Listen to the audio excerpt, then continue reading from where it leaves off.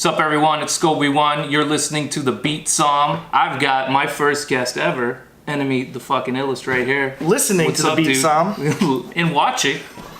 Skobie's never sat next to me in a room before in his life, I guess. We literally recording while you were sleeping. We spent 90% of my entire waking moments in a room together, sitting by each other, right, talking to each other. But now that there's a camera in front of us, he can't get 3 sentences out.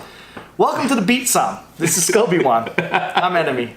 What's up to Skobie1 and all the viewers out there? I spent the day with the kid and the mom, and we went to the Tanger outlets. And that's awesome. Dad life. Yeah, dad life, and now we're doing this. See, that's a fun outside-inside activity to do because it's humid out, but at the same time you can get a little bit of outside and then dip into... Oh, no, the Tanger outlets are in the casino. Yeah, but it's super big. That's all inside. It's like super big, though. Correct. Yeah, lots of walking. I think I got my 10,000 steps today. Okay, did you buy anything fun? I bought a hooded sweatshirt because fall is coming. Fall is on its way. We're piecing this one together. So you're going on tour with Apathy. Yes, tour starts mid-September, mid to late September. Right. September 18th, 19th. We start in Victoria, British Columbia, which is one of my favorite places in the world because it's so beautiful out there and the food is great and the air is clean and it's like in the wilderness, kind of. Even McDonald's is better in Canada. Everything. It's incredible. Everything tastes better in Canada. Everything. Yeah. Is this the third time you've been to Canada? This will be my third time, and I am super excited to get up there because the first time I established myself, the second time they remembered me, this time they anticipate me, which is awesome. Fun, right? And exciting. People, fans from Canada have already hit me up expressing their excitement for the shows coming up and the fact that they can't wait to see me, of all people, which is great. I mean, they want to see Apathy and Celph Titled, of course, but now they get to see me, and they are excited to see me. And you're like actually being, you're not just like opening the show, you're just a part of the whole thing. Like you're part of the package now. Yeah, I stay on stage with the boys and I help them as much as humanly possible, which is great. I've worked hard to get to where I'm at, and it's honestly more than I thought I would ever be doing. Yeah, and you do all the driving. You get there early, leave late, just like at home. I do everything. Yeah, only it's to the 10th power. Here it's a little bit easier because there's less to do. There it's like I have to deal with promoters and I have to deal with a lot of money and I have to deal with a lot of merchandise and a lot of fans and a lot of people and a lot of different personalities. Sometimes I want to strangle people. Sometimes I want to hug people. Yeah, with a choke. Hug them just a glimpse of what you guys did. Where was that spot you guys did a couple of months ago? Where I drove App and Celph out, and then I met you at the West Haven. Was it the cave? Something like that. I don't know. But you guys had like a VIP, and and like just watching all of that in the side room. Yeah, was it in that weird it was like mall? A school. Yeah. That was the cave in West Haven. The cave. Watching the VIP stuff, and how you guys just hold down like all of your fans, and there's so many people. You wrangle them. You have to wrangle them. There's a fine line with being pushy and at the same time, there's a finite time where they get to meet Apathy and Celph Titled, okay? Yeah. They pay VIP money to go do the behind-the-scenes stuff. They get the exclusive CD. They get stuff signed, and they do the meet and greet with the photos. Right. So it's an art form of trying to get everyone in there as fast as possible, make sure they have the best time possible in that time, and get them out. That's crazy. Yeah, it's sometimes very stressful, especially imagine. Like shows where we have a lot of VIPs. Like in Seattle, we had like 32 VIPs. Whoa. Where literally they lined up down a hallway and I had to pick like 6 and 7 at a time because the green room at the Crocodile is tiny. So we have to get them in there, get them talking, and Apathy likes to talk and he likes to tell stories. So he'll be telling a story about whatever, and all these fans want to like listen to the end. And I've heard the story and I know that there's no end to it. It just keeps going. So I have to come in and be the bad guy and be like, all right, guys, time's up, everybody out. And everyone's like, oh, well. But there's a schedule to keep, and we have to stay on schedule.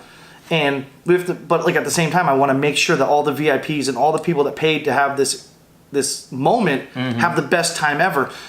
Plus, you don't want it to run over into when you're preparing yourself for your own set and stuff. You know, you gotta like time it out. And also, too, I want enough time for App and Celph to have a little bit of time to rest. Right, that's what I meant. Between the VIP time and the time they hit the stage, because I know that the people pay the tickets to see them, and I want them to have the best experience. My mentality the whole time on tour is to make the fans have the best experience ever. And I mean that, because that's why I show up early. That's why I get the merchandise set up. That's why I stay there and interact with these fans and help them and educate them and give them as much information as possible, where I'm not just standing at the merch table like, yeah, whatever.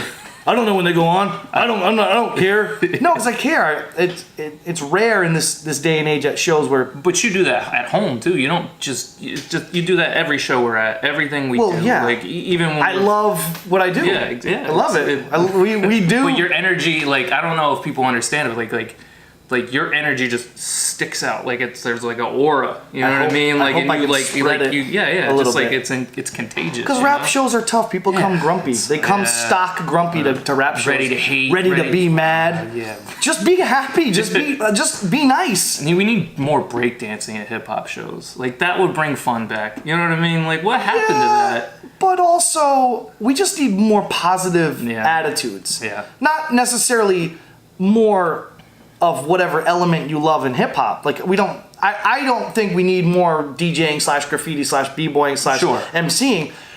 We need more positivity and positive attitudes first in the culture and at rap shows and at any show. Well, but I got that from you. I mean, I went to hater like rehab. You know what I mean? Like I used to be the biggest hater on the planet, and now I can't even bring myself to like criticize anyone. You were the worst, because anytime something new would come out, you're like, oh, that's stupid. Stupid, dumb. And this new show's coming out, this new song's coming out, this new rapper's coming out. Have you heard this band? It stinks. I hate it. Yeah, but this. Just love everything. Listen, if you love dubstep, love dubstep. If you love MC Hammer, love MC Hammer. If you're a New Kids on the Block fan, be a New Kids on the Block fan. It doesn't matter. Just embrace what you love. You know what I try to do? I try to find something about every song, whether it be Post Malone or Lil Yachty, like something about it that I like. That's what you have to do. I don't even care. Initially. Like, you know what I mean? Yeah, initially. Then you just realize that it's all art and you just love it all. Like you either love the art of hip hop. Put yourself in the shoes of someone that came up in the era of like doo-wop and like early rock and roll, and then when punk rock music came out that we love, people were like, ew, what is this shit? This is so different. And then when punk rock started going to like synth, synthesizer 80s music, everyone from the punk scene was like, ew. It went away from the prog rock stuff. And then it turned into grunge rock. Imagine if you were like a punk rocker and then you heard grunge rock and you're like, ew. And then grunge rock, and then someone from like the hardcore scene heard like grunge rock, or even nowadays with more like Fall Out Boy and that real technical, clean. Everything is so clean and polished and trying to sound gritty, but it's so synth and just like robotic. It's like overproduced so that it's very compressed. And imagine someone from like Woodstock that saw Janis Joplin live, heard, no offense, but like Ariana Grande, who can sing her butt off. She's very, very, very talented without like this. Well, or someone like Iggy Azalea. Right. Iggy? I don't know. Iggy Azalea. If someone from like the golden era of rock and roll music, Led Zeppelin, like when it was like thick and awesome, and Creedence Clearwater Revival, heard Iggy Azalea, they would be like, what is this garbage? Which is kind of like what we do nowadays with like the 21 Savage and Lil Yachty and Little Uzi Vert and stuff. Uzi. I don't like it. Like, I don't like it, but I get it. Like, I understand that that's what they're doing. I don't like that they're calling it, like, hip-hop. But it is hip-hop. It's just, it's like a, it's, I don't want to say it's diluted, but it's a different type of hip-hop. I don't think it's right. I think it had its roots from hip-hop, but you don't call hip-hop and rap jazz and blues. Yeah. Even though it started from jazz and blues. You don't call, I mean, like, let's think of, like, there's different genres out today, like synth, underground, poetic polka, which started from rock and roll. I mean, I don't know, but I want to hear that. I wouldn't call it like rock and roll. Polka to me isn't like rock and roll, but it started essentially. I mean, polka. Maybe I'm way off because I don't know the history of polka itself. But it does have a drum beat and it has a melody and it has a bass line and it has a lot of like. Well, but see, this is perfect example of what Apathy said. Let me refer to what he said. He said, you take water, okay? Yeah. You got a glass of water. That's hip hop. Okay. You add some food coloring. You add some sugar. You add some flavoring. Now it's Kool-Aid. Yeah. You don't call that water anymore. You call it Kool-Aid. Fair enough. So whatever they're doing now, it's interesting. Whatever that auto-tuned, whatever that is now, it's not hip hop. Let's figure out what to call it, and then have that be its own thing, and then be like, "Yo, you love." See, this is where I disagree because my favorite paisley pop. I don't know. My favorite thing about hip hop was that no matter where they were sampling from, what they were sampling, how the song was created and made, we still called it hip hop. Like you sample jazz, throw it over a drum loop, hip hop. You sample funk, throw it over a drum loop, hip hop. No. You know what I'm saying? How about this? I look at it. I disagree. I look at it as hip hop is from like late '60s to whenever this stuff started. Mm-hmm. Okay, you look at like rock and roll. The base of it is rock. You know, you have rock and roll. So now you have prog rock, punk rock, soft rock, right? Blank rock. So why not? I get it calling it mumble rap because it is what it is. It is a type of rap, and I'm not going to take that away from them. Yeah, no. I don't think they should call it hip hop. I hate when people refer to the music as hip hop. It's whatever rap. I'll let that, in my opinion, be a thing. Yeah. Underground rap, mainstream rap, pop rap, mumble rap. There. I'll give you that. Can you agree with me on that? I do, yeah. Rap. Let something rap. Call it, like I'm saying, plaid rap. I don't know. I'm still stuck on patterns and whatnot. But mumble rap is great. But I think they could.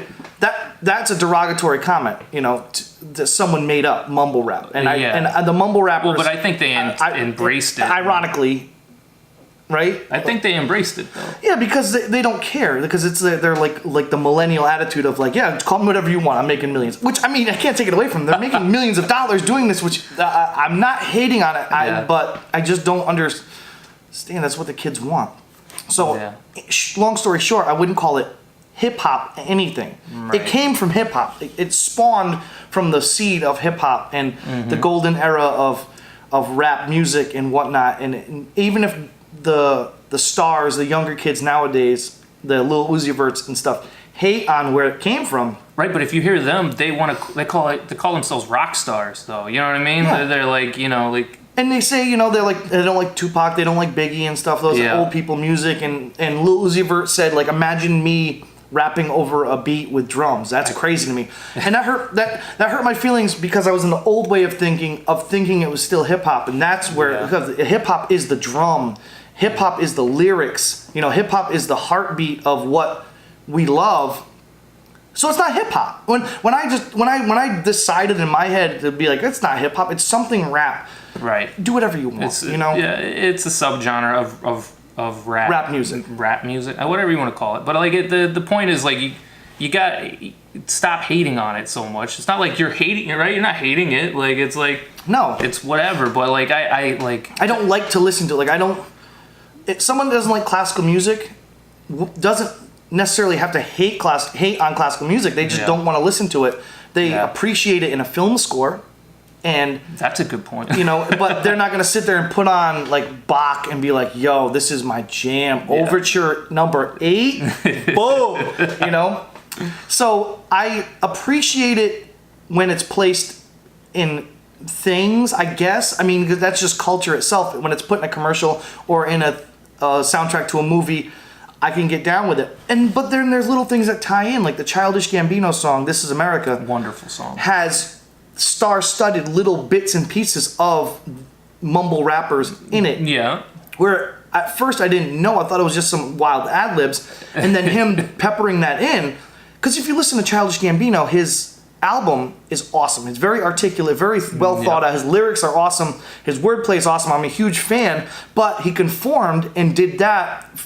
He simplified his lyrics, still putting out a huge message with the video, and featured secretly stars on it. Right. Oh yeah, because he had a bunch of those guys in as ad libs. Yeah, right? there's something like in the background and stuff like that. Yeah, there's a lot of different like popular rappers nowadays that are in that, which is genius in my opinion. And I love that song. But see, also I was talking to someone. Without that video, I don't think I would have liked the song as much. Because that's why I said the same thing. But I can hear it now and I can visualize the video, and I'm like, okay, this is really, really cool. Yeah. But it's great how he did that, because now he took people that wouldn't necessarily like that style of music and made it okay almost, and just kind of gave us like a safety net and being like, okay, you feel like Childish Gambino, I just did this, so now you like all of it. Right. Hey, Joke's on us. He married it all together.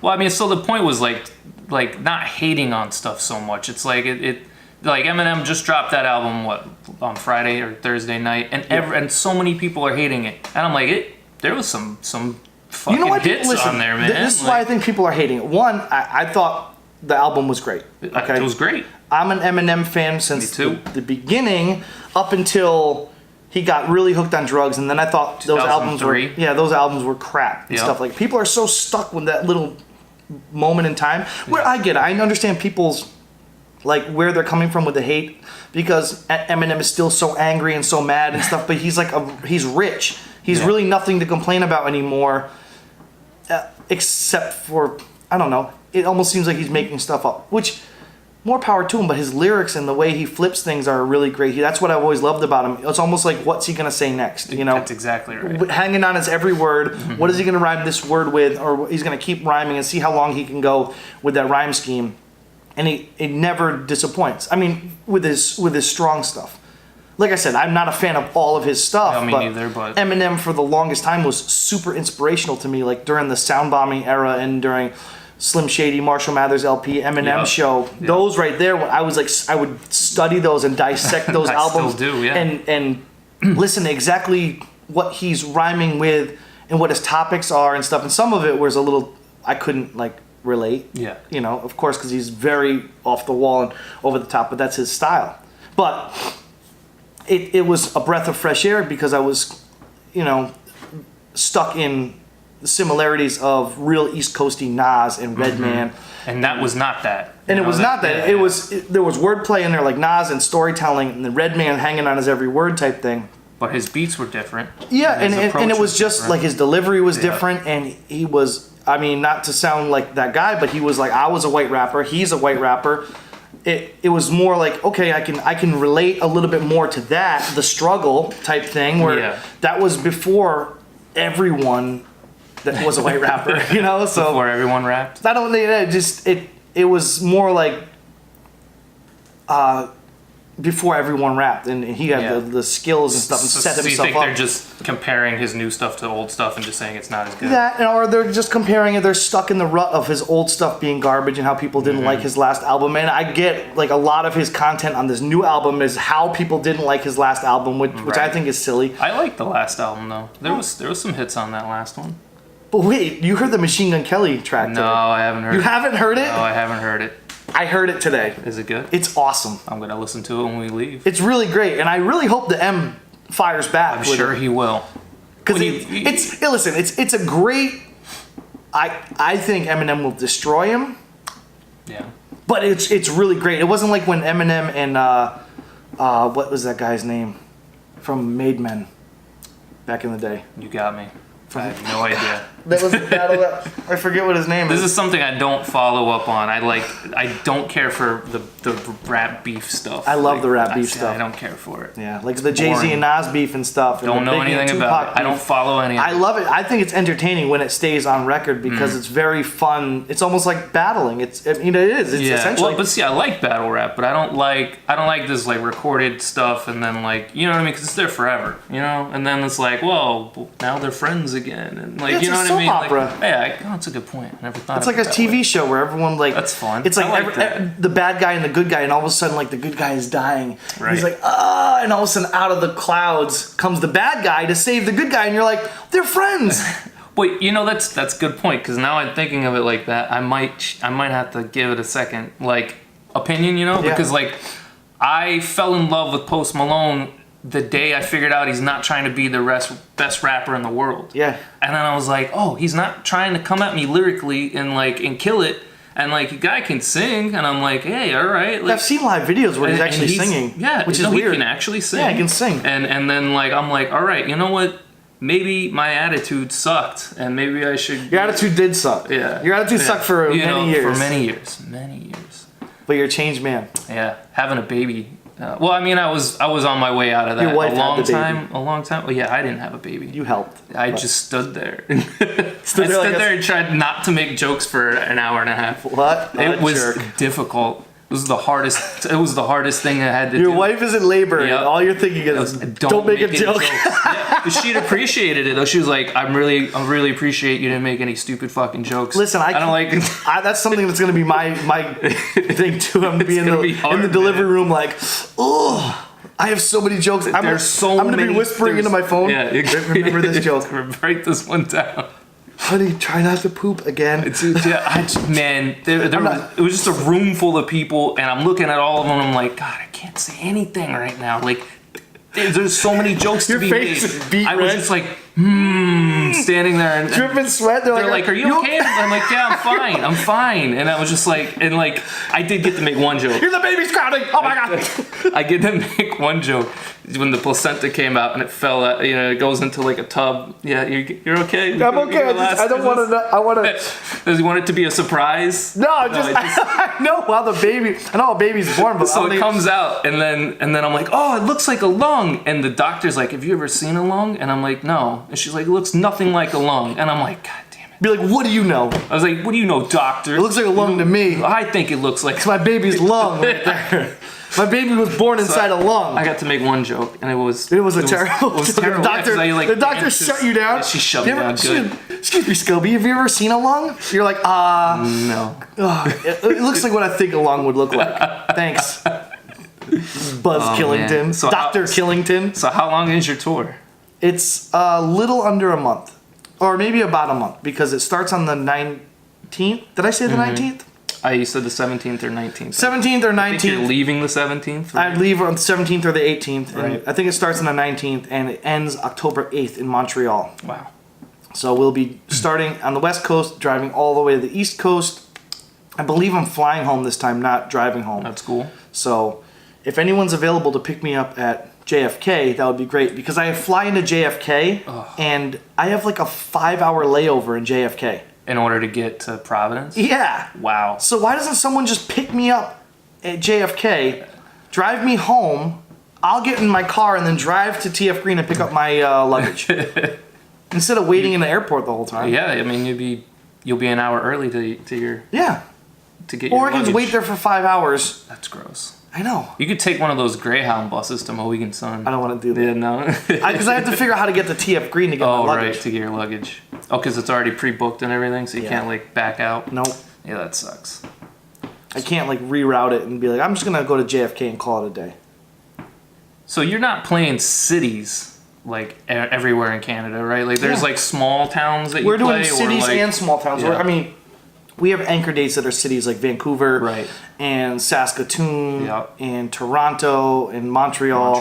And Edmonton, and we have big spots, but we're also hitting other spots along the way.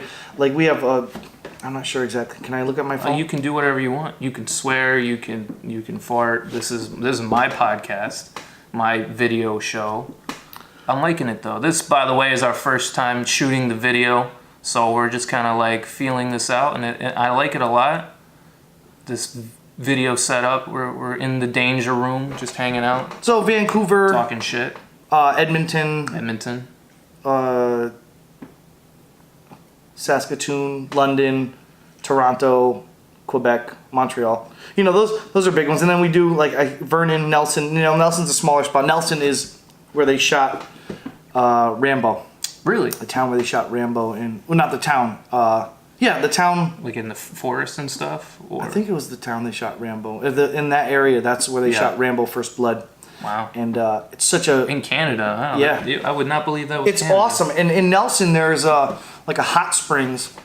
And on the way to go to the hot springs, you pass by Bing Crosby's mansion. Really? Yeah, and it's huge. Wow. And it's like right on the water. It's where he wrote White Christmas. Wow. So in Canada. Yeah, it's cool, huh? Biggest American hit written in Canada. Hey, Canada's a wonderful, wonderful place. And the hot springs, I thought was going to be like this luxurious, awesome thing. We show up, and it's like a weird, like tunnel of love. Yeah. And like packed full of people.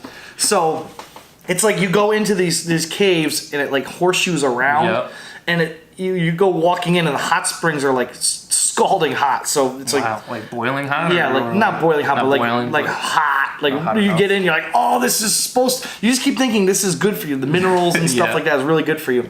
And it's like they corral you, and you're just like in a line with like all these people, like almost. Like you're in line at like an amusement park, and you go in, and by the time you get to the end of the horseshoe, you're like the roof is only like this tall, so you're kind of like crouched down, and you're like chest deep with water. So you get soup. It's super humid in the back, and it like smells like minerals and like funky people around you. Yeah, you're really selling me this. So by the time you get to the back, you're like, what have I done? And you get real claustrophobic, and you're like, you can sit there for a minute, and you kind of like, I went like neck deep in the water, and I'm sitting there, and it's like super dark, and your eyes have to adjust. Yeah. So people would like literally walk towards me and like get like this close and be like, oh, I thought it was gonna be like a private cave where it's like you have your own little nook and you can kind of chill, but the place was like packed. And it costs money to go in there and stuff. I think it costs money. You gotta like rent a towel and stuff. Okay, I don't really remember. Yeah. I was really overtired when we went. I can imagine. So I just remember like kind of like get me out of here. And as you're leaving, there's people like hanging out and like in this little tub area of like the hot springs too.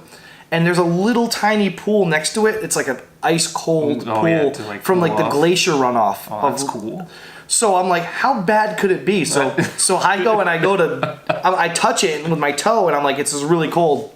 And I said, well, everyone looking at me, might as well just jump right in. Right. So I jumped right in. It was so cold, like from going from hot, extreme hot with all my pores opening up to that freezing cold water. It made like from my neck down, like instantly hurt, like pain. Like I'm like, and I got out, and like my whole skin it felt like I had needles in my skin all over my body, where I was like, why did I do that? Because my skin instantly contracted. So it was like I was in shock, but it was like super painful shock. And then when I got back into the hot water, the second I hit the hot water, my skin was like, what are you doing? And it was like opening up again, and I was trying to like be cool. But like I could feel like my throat getting tight and everything because the pain was so bad. Everyone's like, "You okay?" And I'm like, "Totally fine. I'm good. Totally fine."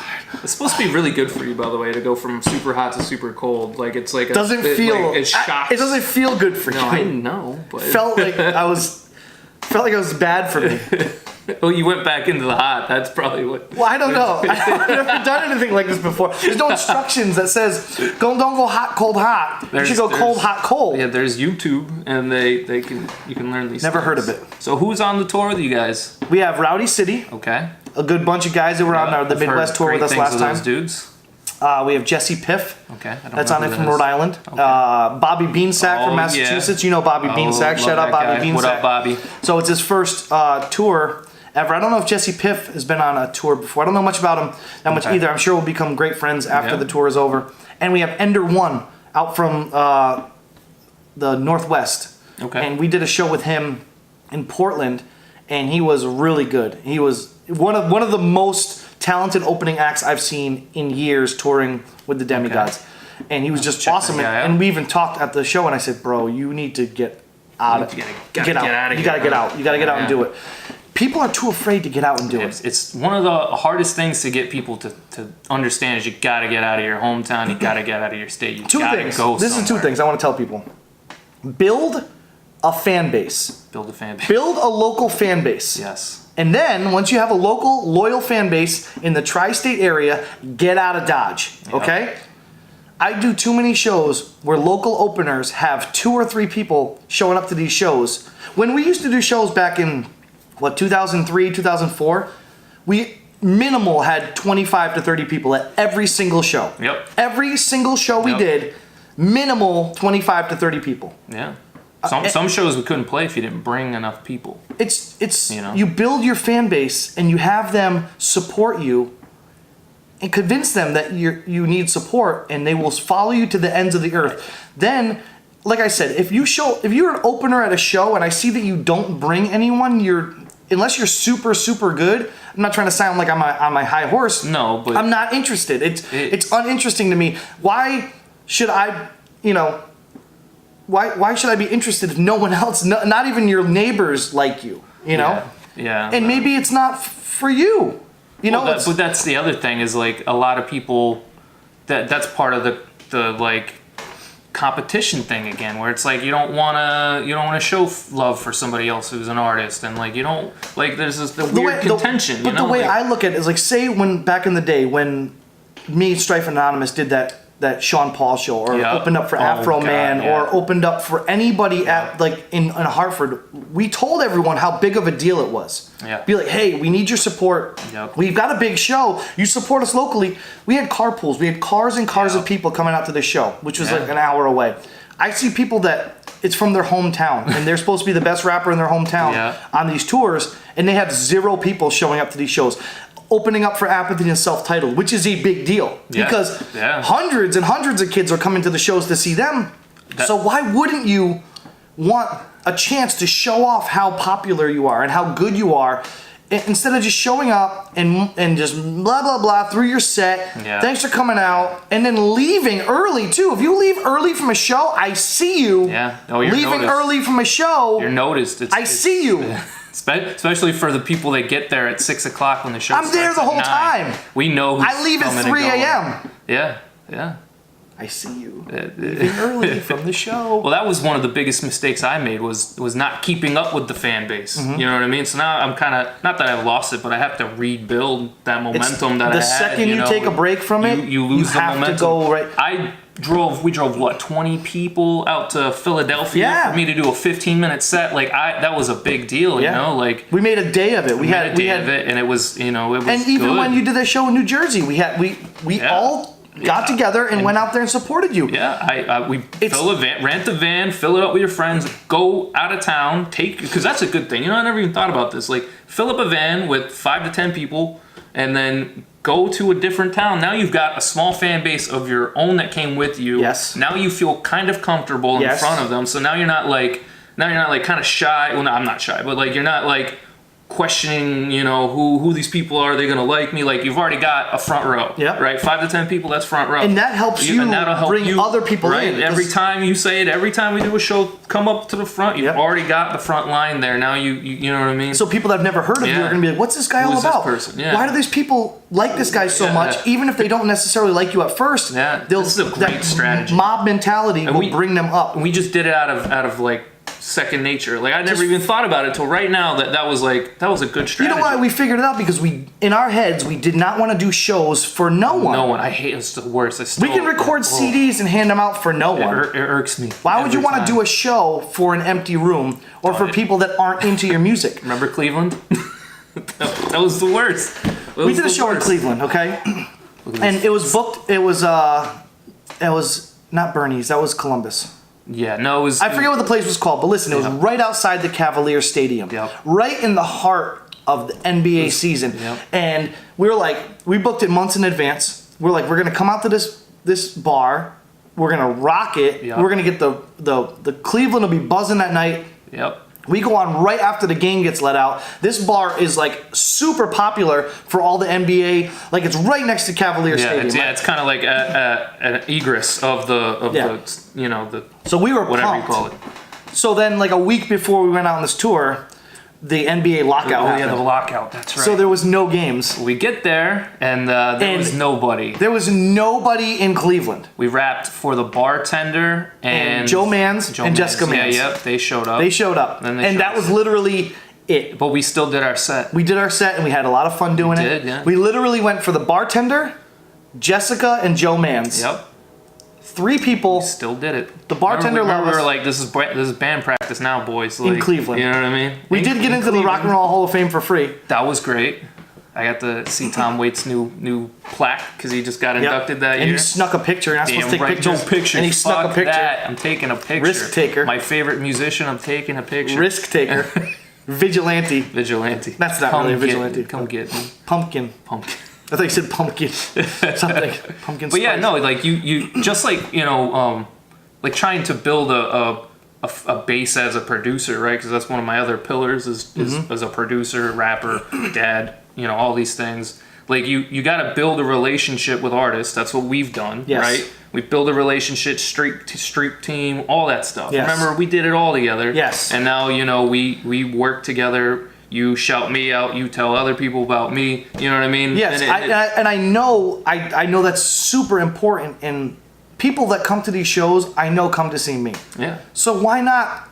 They know of me already. So why not just tell them about you? Right. Tell them about Strife. Tell them about what we have going on, because it can't hurt. No. Even if they're not interested whatsoever, there's going to be one person that's like, let me check this person out. Which artists don't do anymore. No, they don't big up their friends and the people that help them. Scary. And their people surrounding them, because they're so concerned about them. Yeah. It's not a competition. Unless they did it all themselves, which I doubt they did. There's no self-made man. It's not possible. But even like with Little Vic and Ricky that came with us on our last tour and stuff like that, they would always point people in the direction of people they worked with. Oh, this person. Yeah. Because to get out of that that real selfishness of like me, then people are like, oh, he's in a giving mood and he's more likely to help other people out, which I am to a certain extent. Bro. Yeah. It's the rainbow fish. I don't know what that means. You've never read the book, The Rainbow Fish? No. Come on, it's about Cliff Note. All right, it's about it's a kid's book. It's about a fish. He's got rainbow scales. He gives them away. It makes him feel good. So he was all by himself and he didn't want to give his scales away. He gives it to one fish. The other fish, he tells the other fish. Then he ends up giving away all his scales except for one. So now he has all these friends and he's happy again. You're the rainbow fish. All right. Yeah. N.M.E the rainbow fish. But yeah, no. So it's like so many producers are afraid to like build that relationship with artists. Yes. Like you're like, oh, you don't want to put all your eggs in one basket. You don't have to do that, but you have to try to build a real relationship with somebody. Show up to their shows. Be there helping with the merch. It's all the homework. At second for me and you, it worked out because I was an artist and a producer. So I kind of like double tapped it or whatever. But but if I didn't do that, I do that with some artists that I don't, perform with, and I try to like be there to help them, it's exhausting sometimes. Yeah. Don't get me wrong. It's not easy. But I tell everyone, like, I call myself the hardest working MC in Connecticut for a reason. Yeah. Because I've sacrificed a lot, and I've chosen music majority of my life over other things that are important, and I don't necessarily have regrets over it. No. But if I got to where I'm at today by going and making what some people will look at as mistakes in life and whatnot to get to where I am in musically and stuff like that. But it's a never ending. You can never slow down. You can never take a break. Yeah. And especially doing the kind of music that I do. It's not for everyone, but I'm trying to like let people know it can be for everyone. And it's an uphill battle. And you can never stop and never slow down. And the second you're like, all right, I just put an album out, I can rest now. No. Now you got to promote for this album and you got to work on the next album. But yeah, no, I did the same thing. I put an album out. I put my heart and soul into it. It didn't go anywhere. And then I like hit a brick wall and I'm just like, why? What's happening? And you start questioning yourself, and then your fan base starts forgetting who you are. And then the second you start resting and thinking and not pushing forward, if no one likes it at first, you just keep putting it in front of them until they like it, or until you have a new one coming out. Yeah, you can never stop with that, because I mean, even when I put out Growing Pains, I literally put it to everyone's face and everyone loved it. Loved it. They loved it. Oh my God, we love it. We love it. And then I put out While You Were Sleeping, and they're like, "Oh my gosh, the other stuff wasn't so good. This stuff is great." I'm like, "Well, way better, yeah." And then they started realizing, okay, it's just going to progress from here. Then we did Hate Me Quietly, and people loved it, and people loved it off the rip. They still love it. Thank goodness. Thank you guys for supporting me with Hate Me Quietly. You've been doing a good job. It's all this guy. All right. He's the man behind the curtain. I'm just that green floating head with the fire coming up. Not nobody, not know how. That's what it is. So. But it's like, if you lose that momentum, you've got to basically start all over. I'm again. Basically starting all over. But the thing is, it's like the tough part with that is that you have to start all over again and readapt to everything that's new. Because back in the day, we were putting flyers on telephone poles, going to shows, handing out flyers, and maybe updating our MySpace. Now you got to have a vlog. You got to have a vlog. You got to have followers. You got to have Instagram, Twitter. You have to have all your online content. Spotify. You've got to keep it all relevant content going. You have to get listeners and followers, and those numbers have to be there. Some people pay for those numbers. Yeah. I do it all organically because I want to be your friend in real life. I've never paid for I will not pay for followers. I will not pay for stuff like that. I don't believe in that. No. I think that's fake and it's phony and that's people you flossing for no reason. Tell because likes don't mean anything, right? Likes are a metric of social media. Yeah. If you don't have comments and reshares or comments and back and forths, I want real people to enjoy my music. Yeah, okay? Me too. Yeah. I don't want people to put out music and have no one hear it and no one care and no one give me feedback and stuff like that. Right. I want feedback. Give me feedback, positive and negative feedback. You're not going to hurt my feelings. That's the worst thing is no feedback. Like you put something out and nothing happens. Yeah. And it's like there's no hate, there's no love. It's just all right. It's background. That's it. Like, and it's that's rough. I've been through it. Is it like a pity? You want to know what people are thinking? Well, but it drives you crazy. It drives me nuts. But I've been there. I've done it. But here's the thing. Every time I make another song, I've already learned from those mistakes, and then now you go on to the next song and you release it, and you learn how to talk about it better. Yeah. And you learn to express yourself, actually express yourself, and treat people like you're having a conversation instead of just posting my new song. What up, yo? Yeah. That doesn't work anymore. The key is to replying. You got to reply to every even the bots. I reply to the bots. Yeah. Just to mess with them because it's fun. Yeah, because also too that shows people will look on the picture and instead of just having one comment, it'll have 4 comments. So people are more likely to read the comments and more likely to engage themselves. Because they say they see you writing to the bot even. That could make their day and be like, this guy. I will reply to the bot like, thank you, sexy girl 5004. There's people that write to me too. Like that comment on pictures from like 4 years ago. And be like, dope pic, check me out. And then I'll write underneath, I'm like, liking a picture from 4 years ago of a flyer of a show that I did somewhere isn't the best way to network, bro. I said, I wish you the best. And I'll give that little like strong arm emoji and then like a skull or like a piece of corn or something like that, But you gotta understand that helps your metric because the way that these algorithms work, if there's no comments, now it's just because they know these like farms exist, right? They get the like farms and the followers farms, right? They're both of them. So you could have 10,000 followers, 5,000 likes per picture, 1 comment. Instagram's gonna know something's up. Yeah, they'll see, and it'll be a red flag. Gonna be figured out, and then your stuff is just gonna die. So but it's like if you don't build organically, it's gonna be noticed. It's gonna be found out by these algorithms. Yes. Facebook, Instagram, Snapchat's actually one of the only ones that you can only build organically with. I don't do Snapchat. You should do Snapchat. Like, you're a funny guy. You could be posting 5-second clips. Remember when we used to do Vine, man? That was when our heyday was. My heyday. Remember Keek? Yeah, man. Keek was fun. Keek was what started it all. Shout out to Keek. Yeah. I used to Keek all the time. And that was little video bits and pieces. That was from the Plan B tour. I did a lot of Keeks. Yeah. Geek. What do you want? Geek. But like... You can't fake the funk, really. Yeah. You can only fake it for so long. You can kind of fake it, but it's not going to work. And I look at it as like these people that fake it for so long. Don't you realize that it looks phony and fake? Yeah. People know that it's phony and fake. People will figure it out. There are a lot of people that might get sold on it, but it's not going to work long term. This is a marathon, not a sprint. Yeah. You can't expect to build a fan base of people who want to support your art, which is like your pride and your joy and your heart, if you're buying people, buying likes and buying what good is that going to do? It doesn't do anything. Running ads is not buying followers, by the way. I thought it was, and that was crazy because somebody had said, "Oh, you're buying your fans." Like, no, I'm advertising to people. I'm saying running ads is just a way to reach more of your already fans. Yeah, I'll run an ad against Aesop Rock. I'll run an ad against Apathy. But I'm saying, I'll run like, an ad against you. Because you know the algorithms right now, only if you put a picture out, it shows to 10% of your fans. Yeah. And if 10% of your fans are engaged, then they'll open up the gates. It opens up, yeah. If you run an ad, it'll show it to 20% of your fans. Right. And then with that, it's just a little leg up. It's like almost taking a pre-workout before you lift weights. But that exists so that you can't flood your timeline. Yeah. Right. So you know those people that post 5,000 times a day of the same thing like that. I unfollow them. That was invented to stop them from being able to do that. So now you only see 10% of your fans see your post. So now if you boost it, you go to 50. Right. You know. But, or not even 50, it's like 20. But we're talking cheap money to boost a post. Yeah. Especially if it's an important post. You're talking $10 to boost it to people, and you can target the audience. And this is how I look at it too. It's great. $10 to $20 to $30.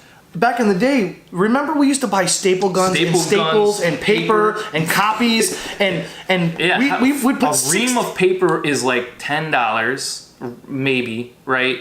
I think it's like, let's call it $5. A ream of paper's $5. Staple guns, staples. Then you got to get it printed 8 cents per copy, which is black and white. And you got to get a 4-banger so that you cut it in 4 pieces. Then you hand it out to every person on the street. And then they throw it away. So you go back the next night, hand it to everyone on the street and stuff like that. It's so much better now because the advertising to real people. And it goes right to your phone. It goes right to your right to everything. Everyone's checking their phones every day. Everyone's on Instagram every day. They're doing the hard work for you. Yeah. So why not spend that money and then boost your post a little bit? Yeah, we're talking forego your cup of coffee for the week and boost a post. You know, or forego your cup of coffee for the week and buy our albums. That too. Support your local MCs. Support your local musicians. You buy coffee every day, okay? Yeah. Sometimes you buy 2 cups of coffee. Go 1 cup of coffee and support an artist. This is something I've literally done though. I will make coffee and I put it in a thermos to bring to work, so now I have coffee. I don't have to spend $3 for a cup of coffee, right? It's really $2.17, but that's $2. 2 times 7, 14. That's an ad on Facebook. That's an ad on Facebook, or that's a month subscription to like Spotify. Or you can even like donate that, pledge that, put it in someone's Patreon if they do that. Yeah. So what I'm saying is, take your money, your leftover money that you don't even need, and put it in our pockets. That's ultimately what I'm saying. It's like a $2 cup of coffee is $14 a day or $14 a week. That is a subscription to Spotify.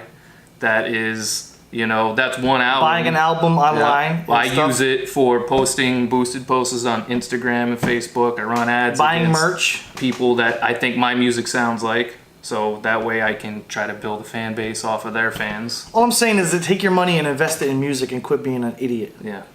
All right, so you're going on tour and working on a new album. Yep, it's all in the works. It's all gonna come to fruition in the next couple months. Yep. So it's. I'm gonna beat you. My album's going to be done before yours. Well, I feel really good about that. It only took 5 years, but that's okay. But mine will be worth the wait. Yeah, it'll be dope. We got a lot of exciting moments to come with music. All right? All right, so thank you guys for watching. This is Skobie 1. N.M.E. Somm. Peace.